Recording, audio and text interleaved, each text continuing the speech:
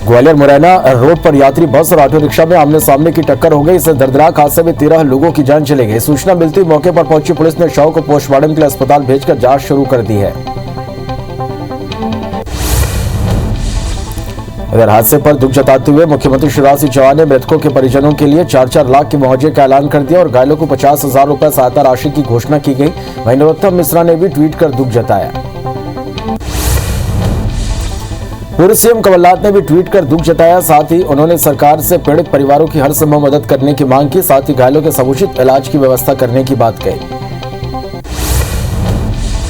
अपने ऊपर लगे आरोपों पर महाराष्ट्र के गृह मंत्री अनिल देशमुख ने सफाई दी। उन्होंने कहा कि पिछले कुछ दिनों से मीडिया में झूठी खबरें चल रही हैं। 5 फरवरी को कोरोना से संक्रमित होने के बाद मैं 5 से 15 फरवरी तक अस्पताल में भर्ती था। 15 फरवरी को डिस्चार्ज मिलने के बाद मैं 10 दिनों के लिए होम क्वारंटाइन था। संसद में सोमवार को सचिन वाजे का मामला उठाने वाली अमरावती की सांसद नवनीत रवि राणा ने शिवसेना सांसद अरविंद सावंत पर धमकाने का आरोप लगाया। उन्होंने लोकसभा स्पीकर ओम बिरला को चिट्ठी लिखकर इस मामले की शिकायत की है। नवनीत ने अपनी चिट्ठी में लिखा है कि महाराष्ट्र के मनसुख हिरेन हत्याकांड, सचिन वाजे और पूर्व पुलिस कमिश्नर के पत्र के बारे में ठाकरे सरकार पर सवाल उठाए जा रहे थे। उन सवालों को मैंने संसद में उठाया। इस वजह से शिवसेना सांसद अरविंद सावंत ने संसद की लॉबी में मुझे धमकी दी। नवनीत ने इस मामले पर पुलिस कार्रवाई की मांग की है। मनसुख हिरेन मर्डर मामले में एटीएस ने एक बड़ा दावा किया। उनका कहना है कि इस मामले में सचिन वाजे मास्टरमाइंड है और उनके अलावा 11 और लोग इस मर्डर में शामिल हैं। एटीएस सूत्रों से मिली जानकारी के अनुसार इन्हें पूरा विश्वास है कि मनसुख हिरेन की हत्या के समय 4 से 5 लोग घटनास्थल पर उपस्थित थे, जिसके बाद उसका शव समंदर में फेंक दिया गया था। परमबीर की चिट्ठी के बाद महाराष्ट्र के सियासी घटनाक्रम में उबाल आ गया। वहीं केंद्रीय मंत्री रामदास अठावले ने इसकी सीबीआई जांच कराने की मांग की। साथ ही उन्होंने कहा कि अनिल देशमुख को तुरंत इस्तीफा दे देना चाहिए। कृषि कानूनों के खिलाफ चल रहे किसान आंदोलन का असर आम जन के साथ साथ सरकारी खजाने पर भी पड़ा। केंद्रीय मंत्री नितिन गडकरी ने संसद में बताया कि कृषि कानूनों के खिलाफ जो प्रदर्शन चल रहा है उसकी वजह से national highway authority of India को टोल रेवेन्यू में 814 करोड़ रुपए का नुकसान हुआ है। केंद्रीय मंत्री गडकरी ने बताया कि सबसे ज्यादा नुकसान पंजाब में 487 करोड़ रुपए का हुआ। दूसरे नंबर पर हरियाणा और तीसरे पर राजस्थान में हुआ। यह भी बताया गया कि दूसरे किसी राज्य में ऐसी स्थिति नहीं देखी गई। गडकरी ने बताया कि भारी नुकसान की वजह से राज्यों के प्रशासन ने यूजर फी कलेक्शन के फिर से शुरू करने की मांग की है। भारतीय जनता पार्टी के राष्ट्रीय अध्यक्ष जेपी नड्डा आज असम विधानसभा चुनाव के लिए गुवाहाटी में पार्टी का घोषणा पत्र जारी करेंगे। बता दें कि असम में 126 सीटों के लिए 3 चरणों में मतदान होना है। मतदान के लिए 27 मार्च, 1 अप्रैल, 6 अप्रैल की तारीख घोषित की गई है। पश्चिम बंगाल विधानसभा चुनाव के लिए बीजेपी अपने 13 उम्मीदवारों की लिस्ट जारी कर दी है। बीजेपी ने 5 से लेकर 8 चरण तक के उम्मीदवारों के नामों का ऐलान किया है। बलरामपुर से श्री सुब्रतो मोइत्रा, चौरंगी से देवव्रत मांझी, दार्जिलिंग से विधायक नीरज तामंग को उम्मीदवार बनाया गया है। पश्चिम बंगाल में विधानसभा चुनाव की तैयारियों का जायजा लेने के लिए निर्वाचन आयोग की फुल बेंच आज कोलकाता जाएगी। इस दौरान पहले चरण के मतदान को लेकर समीक्षा की जाएगी। बता दें कि बंगाल की 294 सीटों पर 8 चरण में मतदान होगा। पहले चरण में 27 मार्च को मतदान होगा। लोन मॉरिटोरियम मामले में आज सुप्रीम कोर्ट फैसला सुनाएगा। जस्टिस अशोक भूषण और सुभाष रेड्डी और एमआर शाह की एक बेंच फैसला सुनाएगी। पिछले साल सुप्रीम कोर्ट में कई याचिकाएं दायर की गई थी, जिसमें ईएमआई के संबंध में ब्याज पर छूट की मांग की गई थी, जो लोन मॉरिटोरियम स्कीम का लाभ उठाने के बाद उधारकर्ताओं द्वारा भुगतान नहीं किया गया था। विदेश मंत्री एस जयशंकर ने अफगान के अपने समकक्ष मोहम्मद हनीफ अतमार के साथ व्यापक मामलों पर वार्ता की, जिसमें अफगानिस्तान में शांति प्रक्रिया पर ध्यान केंद्रित किया गया। जयशंकर और अतमार ने सुरक्षा सहयोग को मजबूत करने, क्षेत्रीय संपर्क सुविधाओं और व्यापार और निवेश को बढ़ावा देने समेत अहम मामलों पर चर्चा की। लोकसभा में बठेना और कवर्धा के रोल गांव में हत्याकांड का मुद्दा उठा। राजनांदगांव सांसद संतोष पांडे ने छत्तीसगढ़ में बढ़ते अपराधों का मुद्दा उठाया। उन्होंने बठेना और कवर्धा हत्याकांड की उच्च स्तरीय जांच की भी मांग की। गांधी शांति पुरस्कार का ऐलान कर दिया गया। 2020 के लिए पुरस्कार बांग्लादेश के राष्ट्रपिता कहे जाने वाले बंगबंधु शेख मुजीबुर रहमान को दिया जाएगा। उन्हें यह पुरस्कार अहिंसक और गांधीवादी तरीकों के जरिए सामाजिक, आर्थिक और राजनीतिक परिवर्तन लाने के लिए दिया जाएगा। वहीं 2019 के गांधी शांति पुरस्कार के लिए ओमान के सुल्तान कबूस बिन सैद अल सैद को चुना गया है। 67वें राष्ट्रीय फिल्म पुरस्कारों की घोषणा कर दी गई। इसमें एक्टर सुशांत सिंह राजपूत अभिनीत फिल्म छिछोरे को बेस्ट हिंदी फिल्म का अवार्ड दिया गया। बता दें कि छिछोरे फिल्म में सुशांत सिंह राजपूत के साथ श्रद्धा कपूर, वरुण शर्मा, प्रतीक बब्बर, ताहिर राज मुख्य किरदार में नजर आए थे। मनोज वर्मा की फिल्म भूलन द मेज को बेस्ट छत्तीसगढ़ी फिल्म का अवार्ड मिला है। साथ ही कंगना रनौत को बेस्ट एक्ट्रेस का अवार्ड दिया गया। वहीं सीएम भूपेश बघेल ने कलाकारों को शुभकामनाएं दी है। आज से इंडिया और इंग्लैंड के बीच 3 वनडे क्रिकेट सीरीज शुरू हो रही है। सभी मैच पुणे के स्टेडियम में होंगे। पहला मैच आज खेला जाएगा जो भारतीय समय दोपहर 1:30 बजे से शुरू होगा।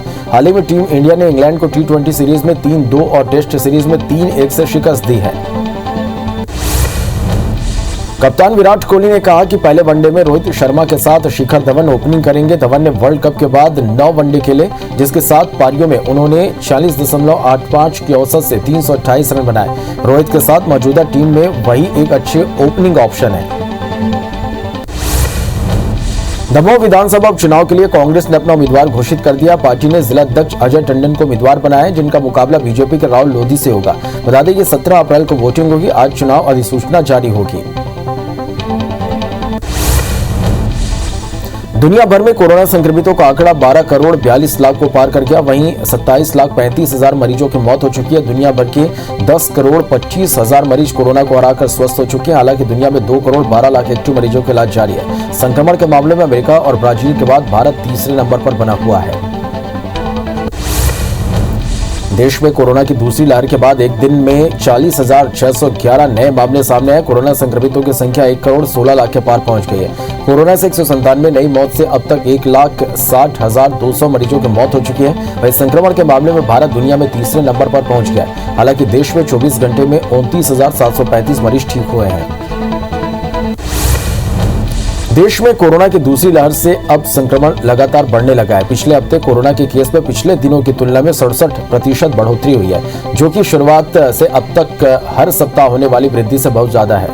इन दिनों कोरोना के 40,000 से ज्यादा केस प्रतिदिन मिल रहे हैं। कुल केस का महाराष्ट्र में 60 से 65% हिस्सेदारी चिंता का विषय बनती जा रही है।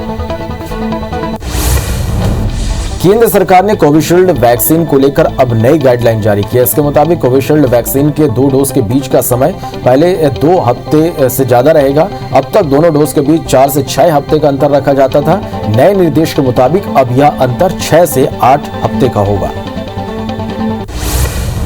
स्वास्थ्य मंत्रालय का दावा है कि ट्रायल्स डेटा के अनुसार अगर 6 से 8 हफ्ते के अंदर से कोविशील्ड के 2 डोज दिए जाते हैं तो प्रोटेक्शन बढ़ जाता है, पर यह अंतर 8 हफ्ते से अधिक नहीं होना चाहिए। अब तक भारत में 4.50 करोड़ डोज लगाए जा चुके हैं। इनमें से 3.75 करोड़ लोगों को पहले डोज दिए गए। वहीं 75 लाख लोगों को दूसरा डोज भी दिया जा चुका है। महाराष्ट्र में 24,645 नए कोरोना मामलों से कुल आंकड़ा 25,04,000 के पार पहुंच गया। राज्य में 58 मौत से अब तक 53,457 मरीजों की मौत हो चुकी है। वहीं एक्टिव मरीजों का आंकड़ा 2,15,000 को पार कर गया। पुणे से 4,545 नए केस से अब तक 4,55,000 मामले सामने आए। नागपुर में लॉकडाउन में 3,662 नए केस मिले हैं। मध्य प्रदेश में कोरोना संक्रमण लगातार बढ़ने लगा है। प्रदेश में 24 घंटे में 1,348 नए केस मिलने से संक्रमितों का आंकड़ा 2,77,000 को पार कर गया है।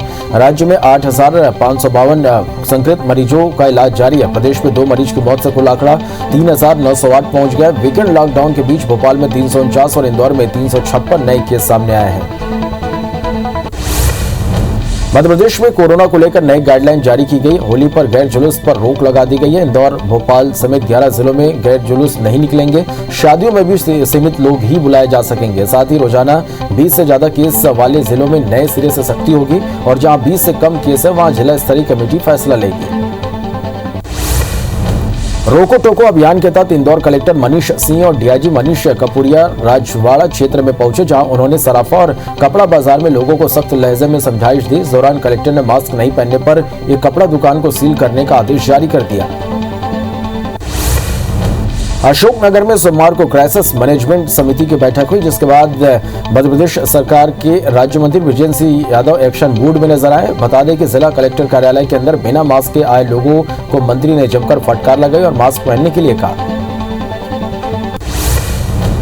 कोरोना के लगातार बढ़ते मामलों के बीच देवास एसपी शिवदयाल सिंह खुद सड़कों पर उतरे और लोगों से मास्क पहनने और कोविड गाइडलाइन का पालन करने की अपील की। इस दौरान उन्होंने बिना मास्क के घूम रहे लोगों को समझाइश देकर मास्क भी बांटा, साथ ही चालानी कार्रवाई भी की गई। छत्तीसगढ़ में 24 घंटे में 1525 नए मरीज से आंकड़ा 3,25,000 को क्रॉस कर गया। वहीं एक्टिव मरीजों का आंकड़ा 9,205 पहुंच गया। 12 मरीज की मौत से अब तक 3,962 लोगों की मौत हो चुकी है। 750 मरीजों के डिस्चार्ज होने से कुल आंकड़ा 3,12,000 को पार कर गया। रायपुर में 349, दुर्ग में 468, बिलासपुर में 85 और राजनांदगांव में 115 नए मरीज मिले हैं। कोरोना के बढ़ते मामलों को देखते हुए छत्तीसगढ़ के सभी स्कूल बंद कर दिए गए। हालांकि सभी स्टाफ को स्कूल आना अनिवार्य है। लोक शिक्षण संचालनालय से जारी आदेश के मुताबिक ऑफलाइन होने वाली बोर्ड परीक्षाओं की तैयारियों के लिए सभी स्टाफ को बुलाया जा रहा है। छत्तीसगढ़ में स्कूल कॉलेज बंद करने के सरकार के फैसले के बाद आईएमए ने स्वास्थ्य विभाग के अतिरिक्त मुख्य सचिव को पत्र लिखा है। आईएमए ने मेडिकल कॉलेज बंद न करने की अपील की है। पत्र में आईएमए ने लिखा कि पिछले साल कोरोना संक्रमण के कारण क्लासेस और परीक्षाएं बाधित हुई थी। इस बार भी प्री पीजी की परीक्षाएं होने वाली है। ऐसे में कॉलेज बंद होने से स्टूडेंट्स को नुकसान होगा। धमतरी के करगा गांव में एक साथ कोरोना के 53 पॉजिटिव मरीज मिले, जिसके बाद से स्वास्थ्य विभाग में हड़कंप मच गया। बड़ी संख्या में कोरोना संक्रमित मिलने के बाद स्वास्थ्य कर्मी गांव में डोर टू डोर जाकर सर्वे कर रहे हैं। साथ ही गांव को कंटेनमेंट जोन घोषित कर दिया गया है।